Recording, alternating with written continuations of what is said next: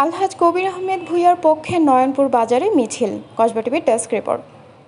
কসবা উপজেলার বায়েক ইউনিয়নের বিএনপির পক্ষ থেকে একটি শোভাযাত্রা বের করা হয়। শনিবার সকাল 11টায় নয়নপুর বাজারে গুম এবং নির্যাতনের শিকার ব্রাহ্মণবাড়িয়া জেলার নেতা ও কসবা আখাড়ার দায়িত্বপ্রাপ্ত নেতা আলহাজ কবির আহমেদ ভূঁইয়ার পক্ষে একটি শোভাযাত্রা বের করা হয়।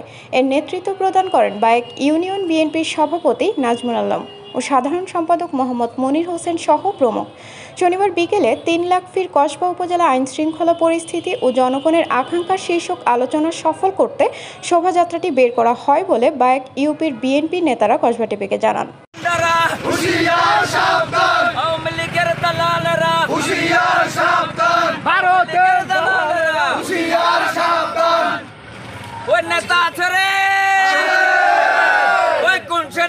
কবির ভাই আরো জোরে কবির ভাই বাজপাতে কবির ভাই পায়েকেতে কবির ভাই ব্রাহ্মণবাড়িয়া কবির ভাই আখাড়াতে কবির ভাই নয়নপুরে কবির ভাই আদালতে কবির ভাই আদালতে কবির ভাই ইশারা দেশে কবির ভাই আরো জোরে কবির ভাই কবির ভাই কবির ভাই নেতা মুদের কবির ভাই কবির